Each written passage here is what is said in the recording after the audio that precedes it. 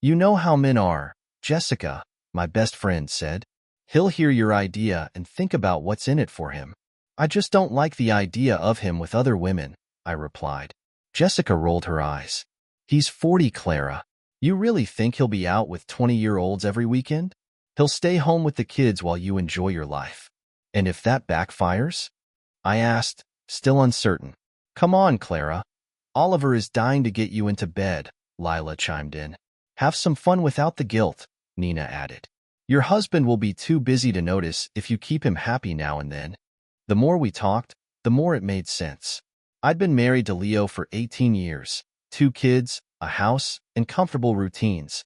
But as I neared 40, something felt off. Leo still loved me, but I was bored. Jessica planted the idea of an open relationship, and my friends at work encouraged me to. I wasn't sure how Leo would react, but I figured I'd ask him after dinner.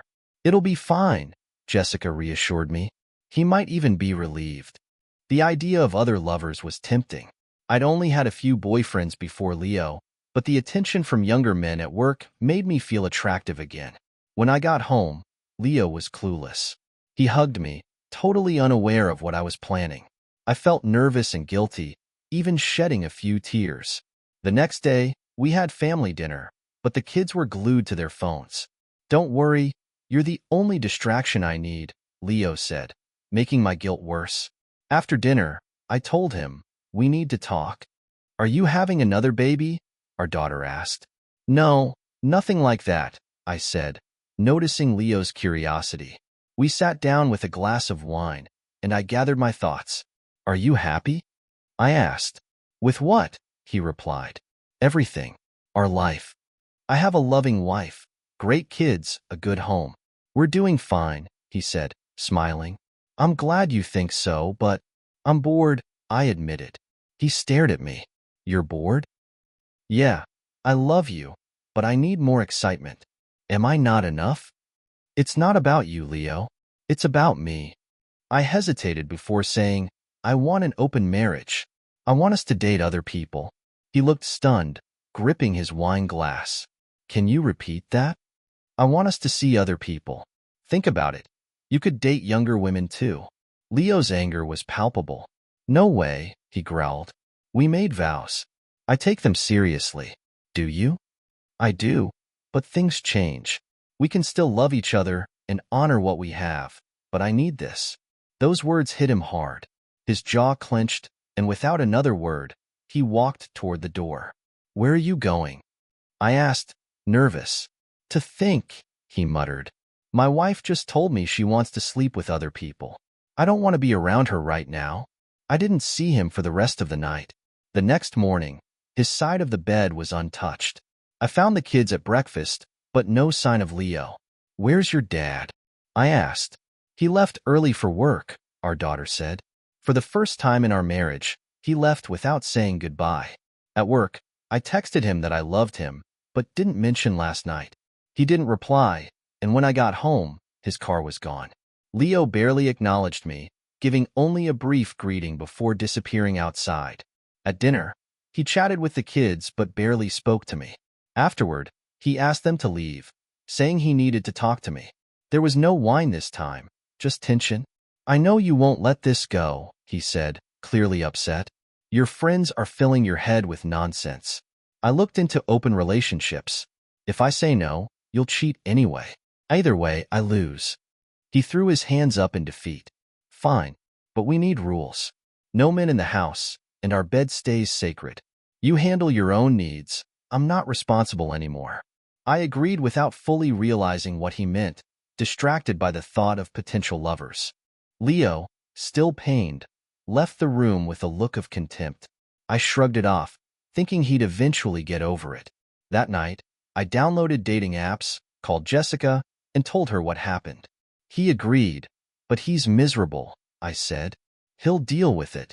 By the end of the week, Leo was back in our bed but only said good night, showing no affection. On Friday, I told him I was going out with the girls. He barely responded, just gave me that familiar look, grabbed his bag, and left. I kissed the kids goodbye, packed a bag in case of a fight, and headed to work, where my coworkers were excited about my plans. Oliver, a young colleague, seemed eager to meet up. "Are you serious? Did your husband really agree?" he asked. "Don't worry about him," I replied. "Just be at the bar tonight." That evening, I met Oliver and the girls at the bar. Flirting quickly turned into more, and we ended up in my hotel room. Afterward, I returned home, but Leo wasn't in our bed. When I found him in the study, he coldly told me to go back to sleep. "You think I'm going to share a bed with you after tonight?" he scoffed. The distance between us grew, and I knew things were changing for good. For the next couple of months, I limited my dates to Fridays and Saturdays. But Leo rarely shared a bed with me, and the kids started noticing. When I confronted him, he coldly offered to explain everything to them. "You agreed to this," I reminded him. "Under duress," he shot back. "You were going to do it anyway. I wasn't giving you a divorce or letting you take the kids. But your behavior is hurting them. They know what's happening. I don't even know what diseases you might have now." His words hit hard. We were barely a couple anymore. The love we had once shared was gone, and we hadn't been intimate since the open marriage started. Did I miss him? Yes, I missed the man who used to hold me, but I wasn't ready to give up my new life. I started going out more, not just on weekends, but also on weeknights. Sometimes I didn't even come home, staying at Jessica's or a friend's place when things got too wild. I began leaving clothes at work or Jessica's place to save time, and before I knew it, entire weeks passed where I barely set foot at home. I thought I was living my best life, chasing excitement, but I was blind to the damage I was causing to my marriage and family. Honestly, the night Clara asked for an open marriage, something inside me broke. Some people might wonder how you could fall out of love after 20 years, but when your partner betrays your trust like that, it's not so hard. With just a few words, she tore apart everything we'd built. It wasn't about love anymore. It felt like she just wanted to cheat without the guilt. I knew I had to keep my cool, though. It was obvious her friends had pushed her into this. I needed advice from someone who truly understood me. That's when I called Ava, my oldest friend. "Hey, Leo, what's going on?" she asked, immediately sensing something was wrong. We'd known each other since childhood, so she could always tell when I was off. I didn't hold back. I unloaded everything. The anger, the pain, the betrayal. I told her how Clara had ripped my heart out, how my marriage felt like a bad joke now. Ava listened patiently before offering the advice I needed, but didn't want to hear. "Leo, stay for the kids. Don't let her drive you out. You can't afford to leave them behind, not when custody battles rarely favor men. Focus on the kids. Emotionally disconnect from her. Be there for the kids, go to the gym, find hobbies, anything to keep your sanity." She was right. The thought of ever touching Clara again, knowing she was out with other men, made me sick. "Cut her off emotionally," Ava continued. "Don't be her shoulder to cry on. Keep your interactions short. Don't give her the satisfaction. Make her life with you so dull that she either leaves or gives up on this open marriage idea." It was brutal advice, but I knew it was the only way I could survive this. What if she falls in love with someone else? I asked, fearing the worst. If she does, that's her choice. Let her go, but stay for the kids. You don't have to sacrifice your role as their father. I knew Ava was right. The best way to protect myself was to detach. So I hardened my heart. I started going to the gym, hired a personal trainer, and even got back into cooking, especially for my daughter. I stopped showing Clara any affection, and the first night she stayed out with another man felt like a knife in the gut. She had the audacity to come home and act like everything was normal, even asking me to join her in bed. That was it for me. Whatever love I had left for her evaporated in that moment. After that, I became focused solely on myself and the kids. I poured all my energy into being a good dad, knowing that they needed me now more than ever. Clara started disappearing for entire weekends, and when I wasn't with the kids, I leaned on my younger sister for support. She was blunt, as always. "You should have married Ava," she said more than once, knowing full well how much closer I'd grown to her. "She's the one you should be with," my sister added. "Clara doesn't care anymore, Leo. You can see that." I didn't have an answer for that. I knew my sister wasn't wrong, but I wasn't ready to think about anything beyond surviving day by day. Meanwhile, Ava became a bigger part of our lives. The kids adored her, especially my daughter, who seemed to look up to her more than her own mother at this point. Ava and I spent a lot of time together, sometimes just talking or even cuddling, but nothing more. We both knew it wasn't the right time. One evening at dinner, my daughter asked the question I'd been dreading. "Daddy, why do you put up with this? Why are you still with Mom?" It was a hard thing to hear, but the kids had picked up on everything. Kids at school teased them about our weird family dynamic, and my son, always more quiet, spoke up for once. "Yeah, Dad, everyone at school knows. They make fun of us, but we just play along." That hit me harder than I expected. I sighed, feeling the weight of the entire situation on my shoulders. Across the table, Ava gave me a supportive look, but it didn't make things any easier. I realized just how deeply Clara's choices had impacted all of us, and the more I thought about it, the more I knew that things couldn't stay like this forever. "Did your mom ever explain what's going on?" I asked, my voice low but firm. "Not really," my daughter replied. "She just said things might change in the future." "Dad, we're not little kids," my son interjected. "We know about stuff from the internet. Just be honest with us. Mom barely talks to us anymore." My heart ached hearing their pain. My daughter wiped her tears, and Ava immediately hugged her. "I won't go into details," I said carefully. "Your mom changed our relationship, and I agreed to it to keep the house." "Do you still love her?" my daughter asked, her voice trembling. "No," I answered bluntly. My love for her ended the night she asked for the open marriage and was completely gone when she came home late after her first date. My daughter's eyes filled with tears. "Does she even love us anymore?" "She does," I replied, though it felt like I was lying. "But her actions make it hard to believe." "Funny way to show it," my son remarked, his tone sharp. "I realize it's partly my fault," I admitted. "All I can do is continue being the father I've always been. I'll always be here for you," Ava added, "and I'm here to support you too." My daughter hugged Ava tightly. Ava, who had always wanted children but never had any, looked at me with understanding. My son, trying to lighten the mood, said, "We like you, Ava. You make Dad smile again." Months passed, and our lives adjusted to the new normal. I built an addition to the house, a space just for me, including a bedroom, office, and living area. The kids loved it. They often kept me company when I worked from home. Ava visited frequently, and while we shared a bed, there was no pressure from her. She understood my need for time and space. Clara and I communicated only through texts. Her paycheck went into our joint account, and I gradually removed her from my life, including as a beneficiary on my life insurance. Ava was patient, not pressing me for more than I was ready to give. We were close, sharing many moments, but she respected my boundaries. One evening, Clara came home unexpectedly. I found her standing in the kitchen where we were having dinner with Ava. Her sudden appearance was disorienting. The house had changed. A new coat of paint, missing photos, and the new addition. "What are you doing here?" our daughter asked, her tone cold. "I'm here to spend time with my family," Clara said, but the warmth wasn't there. The kids were clearly uncomfortable with her presence. "Is there room for me?" Clara asked me, trying to be conciliatory. "No," I replied firmly. Clara took in the changes with a mix of confusion and resentment. "What's this?" she asked, gesturing to the new living area. "My part of the house," I said flatly. "It's a private space." "Why didn't you tell me about it?" she asked, her voice tight with hurt. Silence hung in the air as our kids exchanged glances, their discomfort palpable.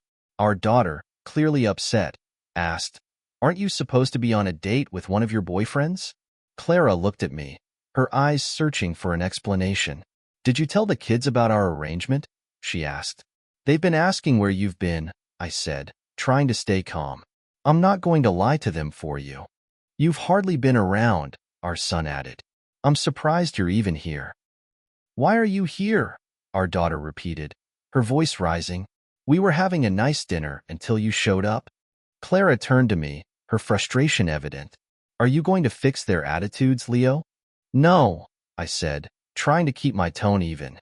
"They're teenagers and entitled to their opinions." Our daughter added, "Do you even know how old we are? You missed my birthday." Clara's face fell, realizing the depth of her absence and the impact it had on our family. And you missed my team winning the grand final, our son added, his voice tinged with hurt. The dinner ended, and Ava, with a quiet gesture, directed the kids to another room so I could speak with Leo. I stood there, feeling awkward, as Leo opened the fridge, pulled out a beer, and leaned against the counter. He took a few sips before asking, "Why are you here, Clara?" "I wanted to spend time with my family this weekend," I said, trying to sound calm. Leo glanced away and then nodded. "Good luck with that. I'm busy tonight and this weekend. You can try talking to the kids if you want, but don't hold your breath." I attempted to connect with them, but after 5 minutes, it was clear they wanted nothing to do with me. I sighed, feeling the weight of my loneliness, and retreated to the bedroom. "Okay," I muttered. "If that's the way it is, I'll just leave. See you later." "Probably not," our daughter replied sarcastically. I grabbed my bag, hurried out, and slammed the car door. Frustration overwhelmed me, and I pounded the steering wheel. Tears streamed down my face as I blamed Leo for everything, until I remembered the cold look he had given me when I first proposed the open marriage and the night I returned home from my first date. The memory of his indifference was chilling. Had I ruined everything that mattered? Were my friends wrong? Perhaps their husbands would have tolerated it, but Leo was always proud and principled. Realizing the depth of my mistake, I cried harder. Our marriage had become a mere formality, and I doubted it would ever return to what it once was. I couldn't turn to my friends. They'd be part of the problem. Driving aimlessly, I eventually found myself at a bar. Inside, I ordered a drink, then another, and another. I was drowning my sorrows when a kind voice interrupted my thoughts. "Is this seat taken?" a man asked, looking at me with concern. "No, it's not taken," I replied, sniffling. "But I'm not sure I'd be good company." "Maybe you need some company," he said with a gentle smile. "It's not nice to see someone sitting alone, looking so upset." He sat down, ordered himself a drink, and offered to buy me one as well. "Need someone to talk to?" "I'm not sure you'd want to hear my story," I said. "Is it that bad?" he asked. I hesitated, but then began to recount my situation. Ethan listened intently, nodding in understanding as I shared the general outline of my problems. After I finished, he ordered another round. "Do you want to salvage your relationship with your husband, Clara?" "Honestly, I don't know if that's even possible," I admitted. "He's just angry with me. How can I fix anything if he won't talk to me? I just want him to love me again." Ethan's eyes softened. "These other men don't love you. They're just distractions. You can't repair something if the other person isn't willing to communicate." As the night progressed, I realized I couldn't drive. Ethan suggested I stay at a hotel or, if I preferred, I could come home with him. "I live alone and have spare bedrooms," he offered. "I don't expect anything from you." I agreed, and Ethan called a cab while I grabbed my overnight bag from the car. His home was on the other side of town, and when we arrived, he showed me around, including the bedroom I'd use. We had a nightcap on the couch, sitting close together. "You're a beautiful woman, Clara," Ethan said softly, his hand resting on my thigh. "Ever think about finding one or two lovers who make you feel special?" "I don't want to fall in love with someone else," I replied. "You can love more than one person," he said gently. I smiled, finding him both handsome and different from Leo. The next morning, I wore some spare clothes and joined Ethan in the kitchen. After a warm kiss on the cheek, we shared breakfast and got to know each other better. Ethan revealed that he was also in an open relationship. "I don't wear my wedding ring when my wife isn't around because it's annoying, but I always tell the truth before we sleep together. My wife and I only see each other once a month." "Do you have children?" I asked. "They're grown and live with my wife most of the time," Ethan replied. "In the early days, I had many casual relationships. Now I prefer meaningful ones." Sipping his coffee, he asked, "What are your plans for the weekend, Clara?" "I don't have any," I said. "Would you like to spend it with me?" Ethan asked, taking my hand. "I saw a beautiful, upset woman last night and wanted to comfort her. I also hoped you'd take an interest in me." "I'd love to spend the weekend with you, Ethan," I said, feeling a flicker of hope. Ethan's home was luxurious, with a car and lifestyle far beyond what Leo and I could afford. After a day together, he took me to a top restaurant. We danced late into the night, and I kissed him first, making him smile. Back at his place, after midnight, we sipped drinks and talked quietly before ending up in his bedroom. Sunday morning, Ethan gave me some advice. My open marriage works because my wife and I are honest with each other and live apart. You surprised your husband and forced him into an agreement. If you want to mend things, you need to repair your relationship with your children as well. Ethan advised me to figure out how to make things work with Leo and to mend the relationship with him, who seemed like a good man. He's a wonderful man, Ethan said, almost as wonderful as my wife. I love her and plan to retire with her soon. When I'm home, this all ends. I was curious about his wife. What does she think?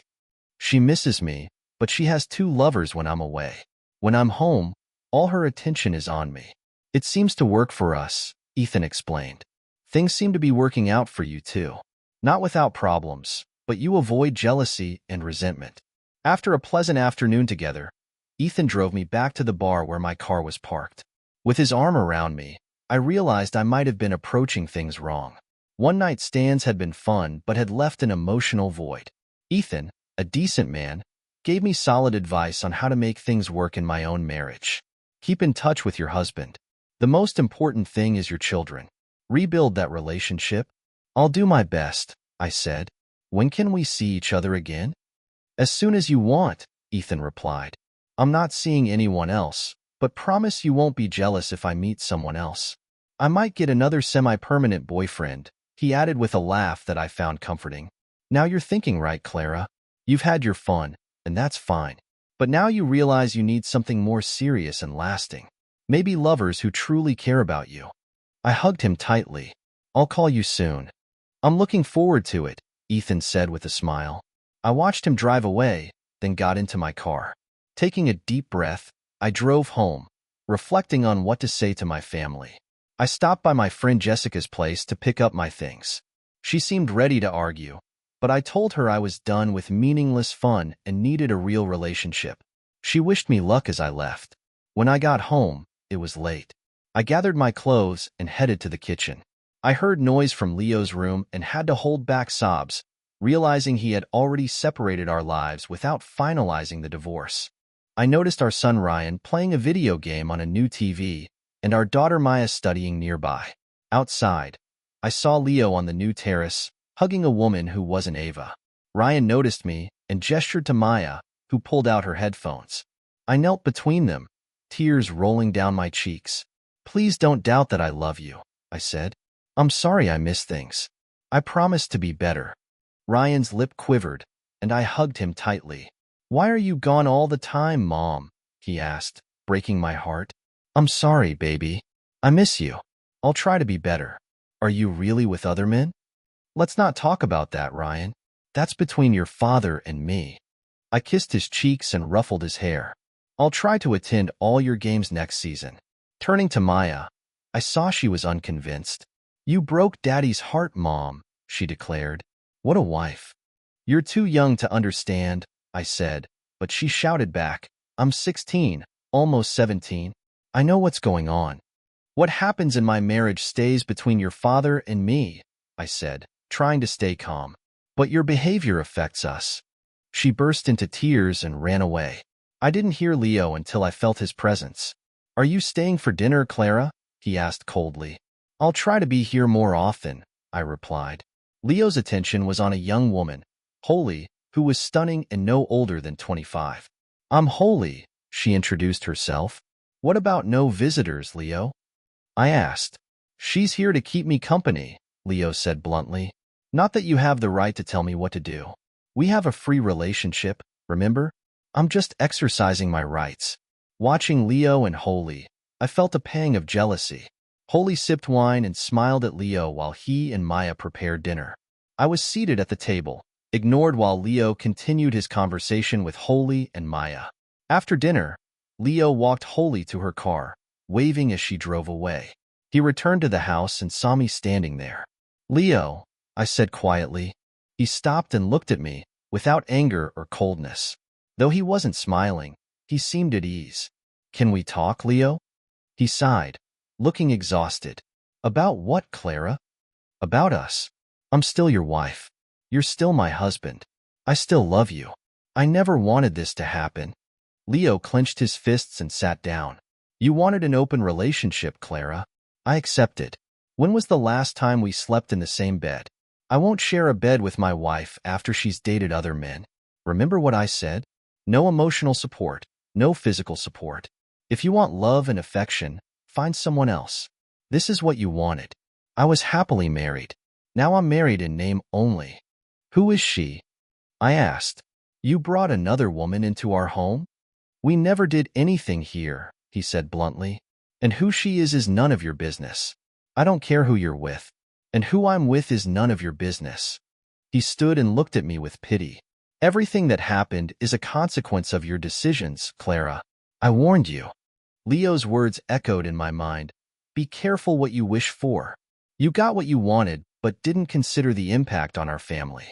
Later that evening, I was alone in the living room when Ryan came in. I patted the seat next to me, and he sat down. Do you miss your mom? I asked softly. Yeah, he admitted, his voice tinged with sadness. Knowing I wouldn't be sharing a bed with Leo that night, I turned off the TV and went toward Leo's side of the house. One door was shut tight, the other slightly open. Through the crack, I could see Leo sitting on the couch with Maya, who was sobbing uncontrollably. I knew my actions had caused her pain. I hesitated at the door, understanding that any attempt to intervene might only worsen the situation. With a heavy sigh, I quietly closed the door and made my way back to my room. It felt strange to call it my room. It no longer felt like home. Following Ava's advice, I decided if my wife could enjoy herself, so could I. I quickly became acquainted with many young women who were eager to date a successful man in his 40s. Friends and colleagues set me up with several options. Although I wasn't looking for anyone too young, Holly, at 25, was charming and irresistible. Luna, 28, was a career-focused woman looking for a relationship on her own terms. Sophie, in her early 30s, was a lawyer with an impressive professional and personal life. Jessica, 21, was the daughter of a coworker and very straightforward about her interest in me. I'm into older men, she confessed on our first date. Leo, can I be honest? She asked, leaning in. Of course, I replied. Your wife is an idiot.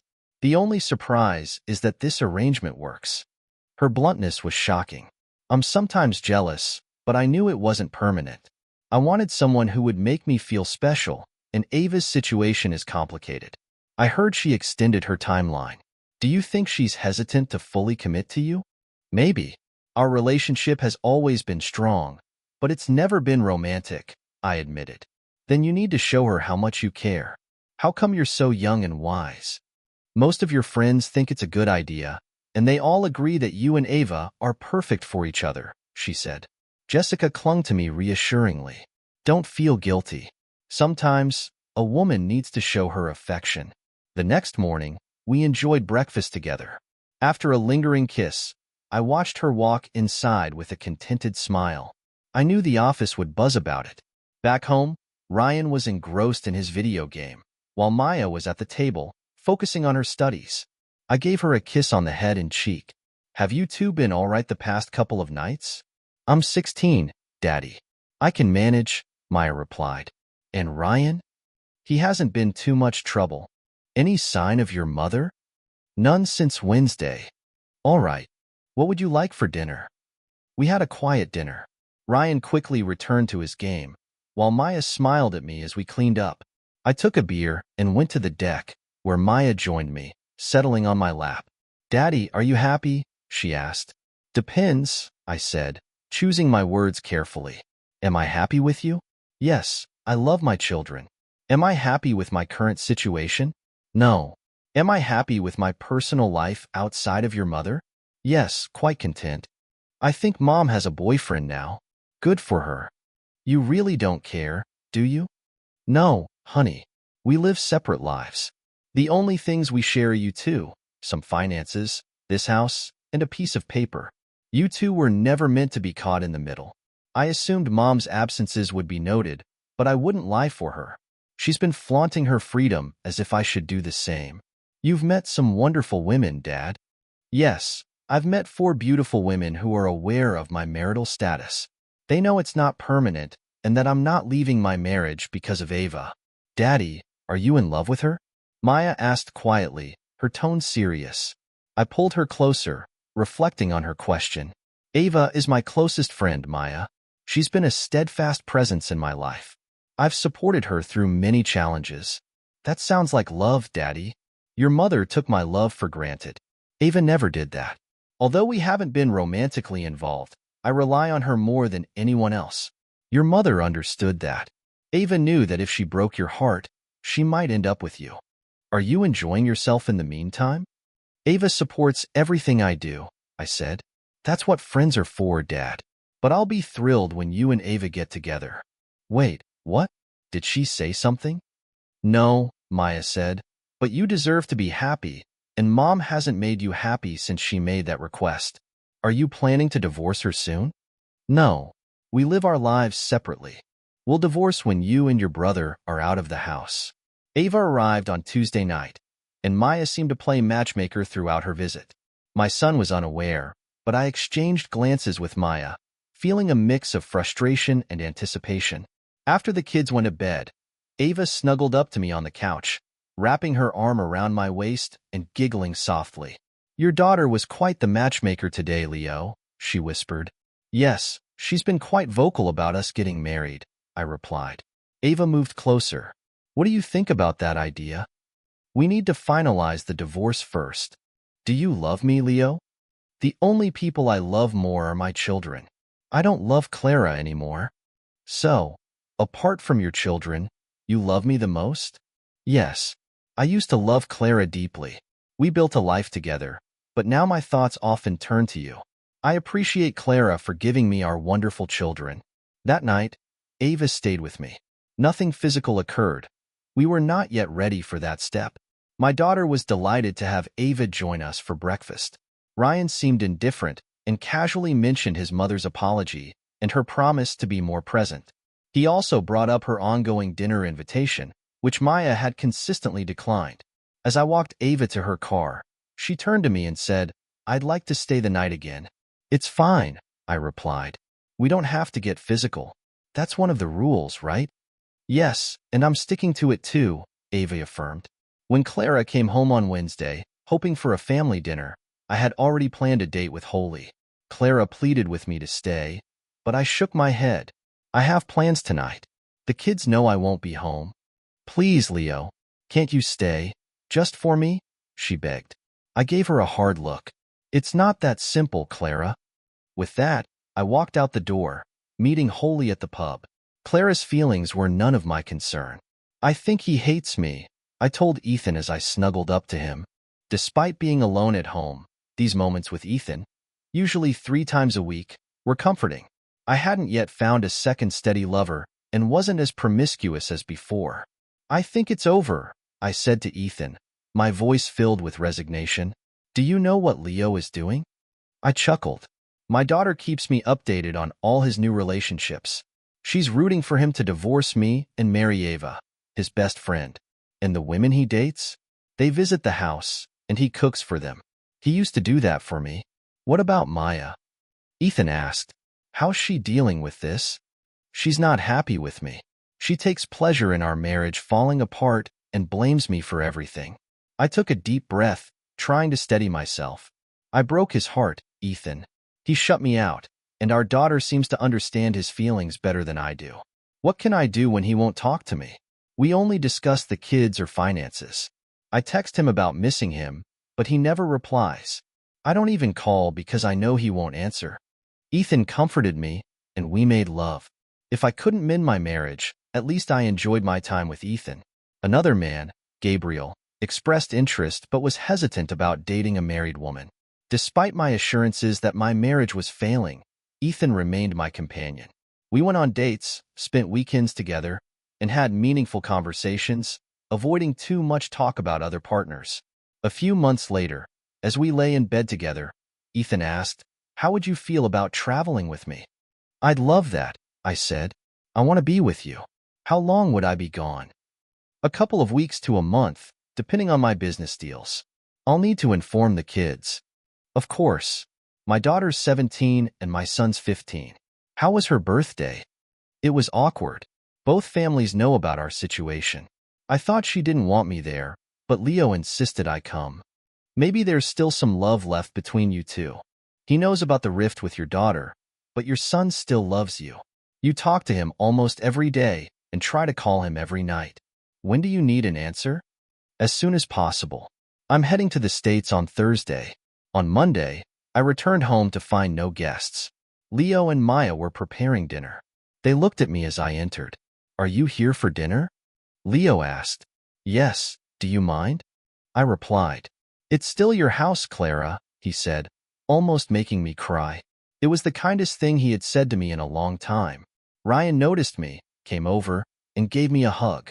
He was growing taller and would soon be as tall as his father. For the first time in months, the four of us sat down for dinner. Although we didn't talk much, I couldn't stop smiling at Leo. I still hoped to salvage our marriage. After dinner, Leo served dessert, ice cream with chocolate sauce. Everyone relaxed, but I knew my next words might change the mood. Leo, I know you don't want to hear about my business, but Ethan asked me to go on a trip with him. If it affects our children, I'll listen, Clara. I won't be around for a couple of weeks to a month. Ethan wants me to accompany him on his trips since his wife doesn't want to go. It's okay, Mom, Ryan said. Where will you go? To the United States and Europe. Maya remained silent, her face unreadable. I looked at Leo, who was watching me with an unreadable expression until he asked, Do you love him? I love you, Leo, I said quietly. I'm still your wife, and you're still my husband. That's not what I asked, Clara. Do you love him? I'm not sure. I enjoy his company, I admitted, glancing away and then back at him. Do you love everyone you're with? He asked with a smirk as he started clearing the table. Maya got up to help him, signaling that the conversation was over. I retreated to the living room, feeling a mix of relief and sorrow. Ryan joined me later that evening. As I was getting into bed, I felt a warm presence next to me. It was Ryan. I'm sorry, Mom, he whispered, turning away. I hugged him tightly, tears streaming down my face. He stroked my back and whispered that he loved me, which brought me some comfort. Thank you, baby, I whispered. I spent the next 2 nights at home before heading out with Ethan. On our first trip together, Leo and Maya were polite but distant, mostly ignoring me. Ryan, however, was affectionate and seemed to sense my loneliness. Dad always said we should keep in touch with you, he told me, making me smile. I had arranged to work remotely while I was away, so on Thursday morning, I packed up for Ethan to pick me up. When I came downstairs, Leo had already left for work, and the kids were having breakfast. Maya barely acknowledged me, which I had expected. As she was leaving, I asked if I could hug her. She hesitated, but then softened slightly and gave me a brief hug. I really love you, Maya, I whispered. You're my firstborn. She murmured a polite wish for me to have a good time before walking out the door. Ryan gave me a warm hug and asked me to take pictures if I was sightseeing. Ethan arrived to pick me up a few minutes later. Over the next few months, Ethan and I traveled extensively, North and South America, Asia, and Europe. He covered all expenses and introduced me as his partner. I developed a crush on him. He was romantic and generous. One day, while checking social media, I saw updates from Leo that I had missed. He hadn't blocked me, and his posts showed him and the kids enjoying a trip to New Zealand. The photos of them with Ava hurt the most. After lunch, Ethan found me crying and comforted me. He looked at my phone and said, I feel partly to blame. You've been spending a lot of time with me. Maybe you should take a break from traveling and reconnect with the kids. Are you sure about that, Clara? He asked with a smile. I love you. His words made me smile despite my sadness. We had expressed our feelings for each other on our first trip, but the idea of leaving my wife was complicated. Introducing my children to Ethan seemed uncertain. Upon returning home, I tried to spend more time with both Ethan and Leo. It was challenging to corner Leo, but one evening I managed to have a conversation with him. You took the kids to New Zealand, I said. Why wasn't I included? I wanted to give them a vacation, he replied. They hadn't had one in years. And you excluded me? I asked, hurt. You were with your boyfriend, he said coldly. I would have canceled if you'd been available. I wanted to take our children on vacation, not pretend to be a happy family while you were off with someone else. Ava came along to keep me company and help with the kids. Ava is my best friend and has supported me throughout this arrangement, Leo continued. I invited her because I needed someone. What about Christmas? Are you planning anything? Will I be involved? That's up to you, Clara, Leo said. If you just talk to me, I pleaded.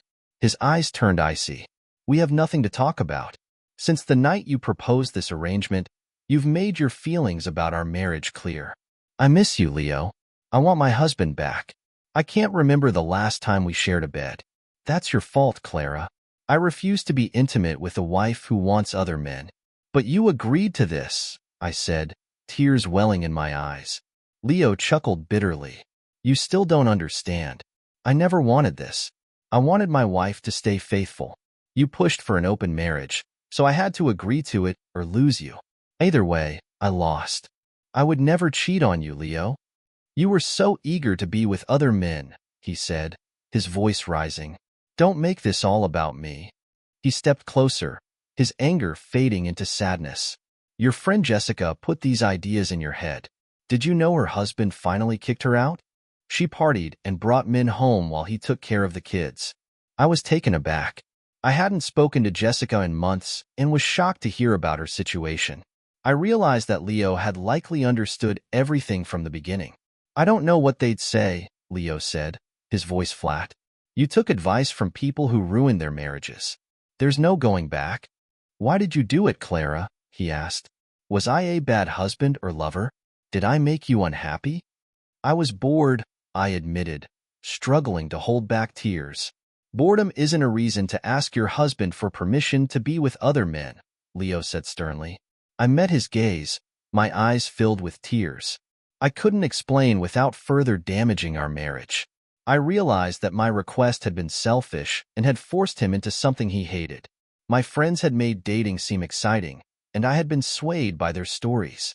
And what did they say about the husband dealing with this? Leo asked. I lowered my head. Jessica said it was never fair. I never wanted anyone else, Leo said sadly. Until that night, I was a happily married man. Your request showed complete disrespect for me and our marriage. I sighed. We hadn't spoken like this since the night he agreed to the arrangement. I knew our marriage was over. His love for me had faded, at least as far as being my husband was concerned. What do we do now, Leo? I asked, feeling defeated. Keep this arrangement until the kids turn 18, then we'll decide, he said. I burst into tears, and to my surprise, he wrapped his arms around me. I clung to him, sobbing uncontrollably. I knew he didn't love me anymore, but he probably still didn't want to see me in pain. The love was gone, but the anger had faded too. We'll spend Christmas together, Clara, he said quietly, but I'm living my own life now. Our marriage is practically over. You should realize that by now. You're trying to hold on to something that has withered and died. Despite everything, I still find myself yearning for what once was. Even if I change everything, things are different now. I don't want to lose you, Leo. You're still my husband, and I still love you. I confessed, my voice trembling. Leo sighed deeply but didn't pull away. He gently caressed my back, his touch both comforting and heavy with unspoken truths. I understood what he was thinking, how far we had drifted, and I couldn't bring myself to resent him for it. Finally, he let go, allowing me to wipe away my tears. When I met his gaze, there was no warmth, but there was a flicker of understanding.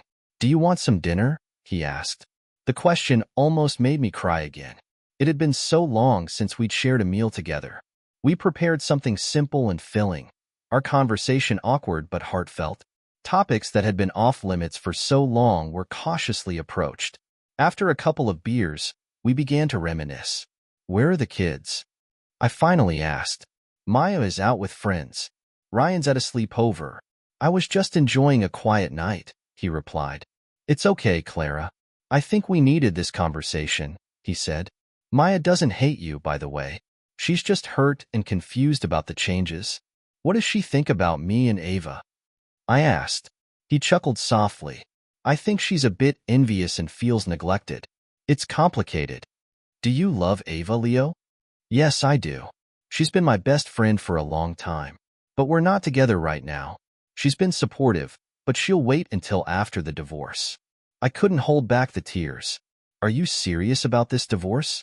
Are you really unhappy in our marriage? This is the longest conversation we've had in a year, he said quietly. I wish things were different, but we can't turn back time. What's done is done. Leo invited me to his cozy cabin, a place filled with warmth and fond memories. We shared a bottle of wine, talking about the past. The next morning, I woke up in his arms, realizing we'd both had too much to drink. Disappointment washed over me when I realized nothing had happened. Leo smiled as he opened his eyes. Apparently, we had a bit too much to drink last night. We're still fully dressed, so nothing happened. Leo, I said, snuggling closer, would you ever consider?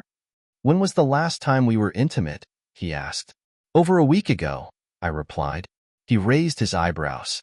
I've never stopped finding you attractive, Clara. You're still a beautiful woman.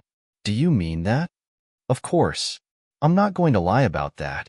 Leo, I know you're not particularly fond of me right now, but would you consider reconnecting? He sighed, pulling me tighter. I'm sorry for how things turned out. I know you miss us, but I've closed off a part of myself. It's not fair to you. Thank you for telling me I'm still beautiful, I whispered, my voice filled with emotion. He left to take a shower, and I prepared for the day. Before he left, I asked for a hug. He put his bag down and hugged me tightly for the first time in a year. It felt like a poignant symbol of our final moments together. I love you, Leo, I whispered. I've never stopped loving you. He didn't respond, but I saw a flicker of something in his eyes as he got into his SUV. I waved as he drove away, a mix of sadness and resignation in my heart.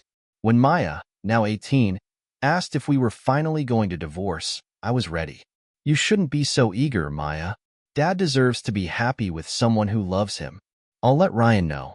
When Mom comes back, I'll give her the paperwork. A joint application would be quicker. Yes, I replied. She knows I want a divorce. It shouldn't be a surprise. I've already told Ava. We've waited long enough. We spent Christmas together, almost like old times.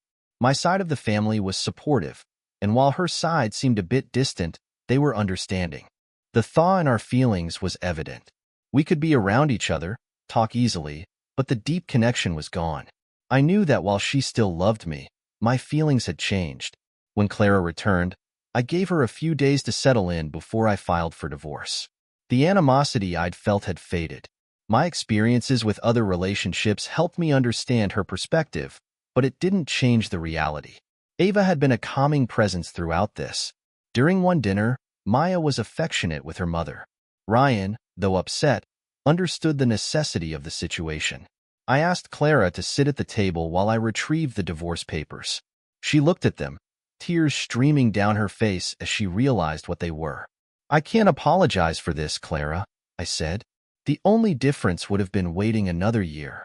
I stayed because of the kids, I continued. After my initial anger, sharing a house was manageable. We never brought other partners here, and we kept our relationship separate. I took her hand. Read the papers. If you agree, we can file them jointly. Maya is 18, so she's an adult. Ryan is 16, and I think it's best he stays here until he's 18. Clara nodded, her expression a mix of sadness and resignation. We both knew this was the end, but we were determined to handle it with as much dignity and respect as possible. What do you want to do? Leo asked, his gaze steady and serious. That's up to you, Clara. I need you to understand that I plan to be with Ava after the divorce. I intend to propose to her and likely move in with her. As for this house, you can either buy me out or we can sell it. Are you planning to stay here? I don't plan on leaving just yet, Clara, he answered. Our children are grown, and it's time for us to move on.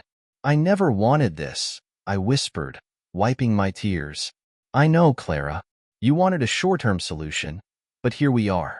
I've informed the other women about the divorce and my plans with Ava. The weight of his words hit me hard, and I cried even harder.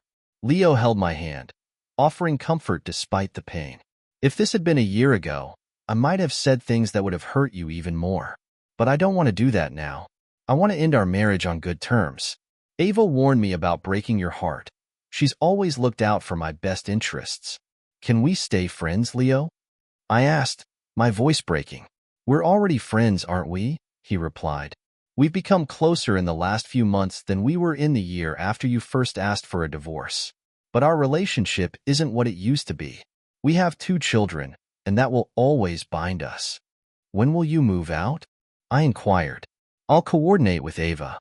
If you want me to move out sooner, I'll do that. If you prefer me to stay, I'll stay. But you'll have to accept Ava visiting while we navigate this transition, he said. I'm not sure I can live with that, I admitted. Then I'll leave. Ava is happy for me to be with her full-time. She really loves you, doesn't she? Leo asked. I had no regrets until tonight, I said.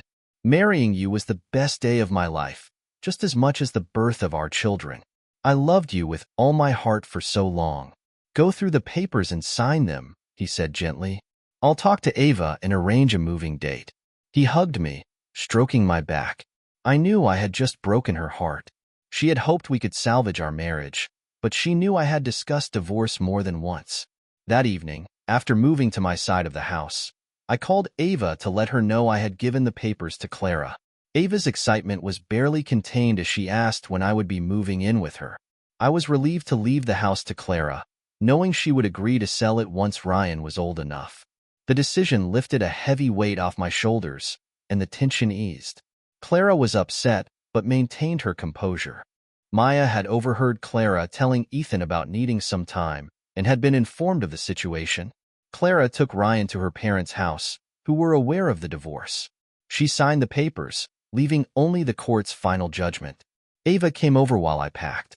I greeted her with a kiss, and as I loaded my car with boxes, she insisted on taking a few smaller ones, saying her house would be our home. Leaving the house for the last time, I felt a pang of sadness. We had been married for over 20 years, and while we didn't celebrate that anniversary, the house held many cherished memories. Before leaving, I wrote Clara a short letter, hoping to bring a smile to her face. I no longer felt anger or bitterness. It was time for both of us to move on. When we arrived at my new home, we dropped off our things and placed most of my clothes in the bedroom. Ava quietly shared that she was still capable of having children. I smiled. We can definitely discuss it, I said. I love you, Ava. Over the past few months, I've fallen in love with you. You've been my best friend for most of my life. Believe me, I feel the same way, she replied. When was the last time you were with someone? A couple of months ago, I said. I got tested after my last time with Holy. I'm fine. She blushed. I was waiting for you to start the divorce. I knew I couldn't wait until it was official. That evening, she made dinner, and we enjoyed a candlelit meal with wine and easy conversation. Afterward, she led me to her bedroom. Ava was different from Clara, shorter and slimmer, but just as captivating. 2 months later, a month after our divorce was finalized, I proposed to Ava during a lovely dinner at the harbor. She rushed to me when I placed the ring on her finger. At home, she thanked me for making her so happy.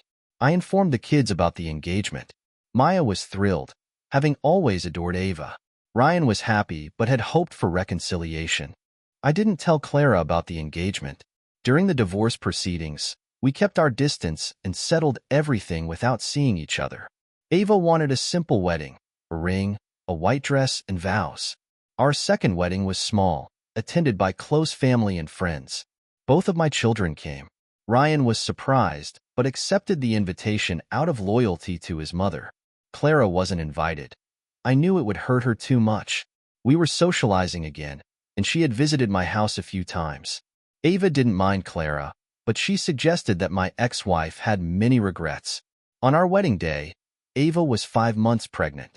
She was radiant, eagerly anticipating becoming a mother, and I was excited about being a father again. Clara found happiness in her own way. Though not invited, she wouldn't have come if she had been. She was genuinely happy for us. After Leo moved out, she had initially hated Ava, but those feelings faded once they talked openly.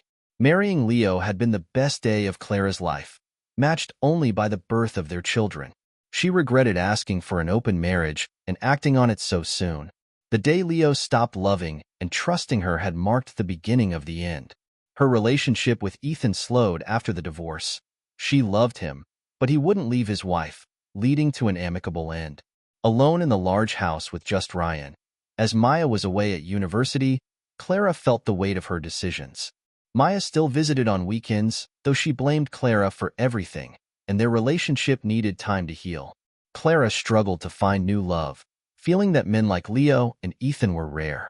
Her honesty about her divorce led to harsh judgments. Years later, Clara met Henry, who seemed like a good match. Though he was a decent lover, the spark wasn't there like with Leo or Ethan. She decided to settle for companionship over passion.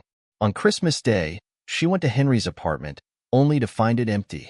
She discovered an address and drove there, finding his car and another unfamiliar one. A woman answered the door. "Hello, can I help you?" "I'm looking for Henry," Clara said. "And who are you?" the woman asked. "I'm his mistress," Clara replied. "I'm sorry, but I didn't know he was married." The woman's eyes darkened. "You didn't know? He never wore a ring or mentioned you." Clara explained that she was in an open marriage and would not have gotten involved if she had known. Margot, Henry's wife, apologized, and Clara confronted Henry. "You're an idiot, Henry. I would never have been involved if I'd known you were married." Margot apologized again. Clara didn't cry over Henry but felt a pang of sympathy for Margot and hoped she didn't have children who would be affected by the divorce. Henry might claim Clara was crazy or lying, but she knew intimate details about him that only a wife would. Driving aimlessly, Clara found herself at the house she had kept after the divorce but couldn't bring herself to go inside alone. Instead, she drove to Leo's home. Leo opened the door and hugged her as she cried. "I keep ruining everything," she sobbed into his chest. Unexpectedly, Ava joined them in the embrace.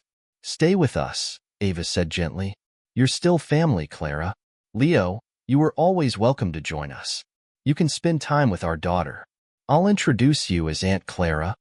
Leo, looking unchanged from their divorce and still happy, held her hands. "Are you sure you're okay?" he asked. "We're sure," Ava replied. "It's Christmas, a time for family, gratitude, and forgiveness. I've already forgiven you, Clara. It's time you forgive yourself." Their daughter smiled and hugged Clara as she held her grandson. Leo's parents were as friendly as ever, and Ava's parents were polite and welcoming. Ryan hugged Clara for what felt like hours. Spending the day with such a loving family brought a smile back to her face. Maya, her husband, and child left in the afternoon, and Ryan left shortly after to see his girlfriend. Both sets of parents departed early, leaving Clara with Leo, Ava, and their 3-year-old daughter. Over wine, they discussed what had happened, and Leo even offered to confront Henry, which made Clara smile. Though she couldn't stay all night, Ava suggested a place for Clara to stay. "I'm going to sell the house," Clara said. "It's too big for me now. I'll find an apartment or something." "Please stay tonight, Clara," Leo said. "We managed to live together for almost 2 years when things were tough. Now that we're friends, you don't have to leave." "Are you sure?" Clara asked, noticing the exchanged glances between Leo and Ava. "Pack your things, Clara. You'll always be welcome here," Ava replied. After a long shower, Clara watched from the doorway as Leo read a story to their daughter, evoking memories of when he had done the same for their own children. Heading to the guest room, Ava and Leo each gave her a hug. "I hope we can be good friends in the future," Ava said quietly. "It means I get to see him more often," Clara mused. "Do you still love him?" Ava asked. Clara nodded, barely holding back tears. "I'm so sorry, Clara," Ava said. "I hope you understand." "I'm sorry too," Clara whispered. As Ava and Leo closed their bedroom door, Clara lay in bed alone, feeling the sting of solitude but acknowledging it was better than being with Leo. She pondered her life and future, considering focusing on her career and grandchildren and giving up dating. There was no jealousy in Ava. She had the man she wanted, and Clara wasn't a threat. Maybe she could simply be a friend. Ethanora was another day. Perhaps eventually, she would figure it out.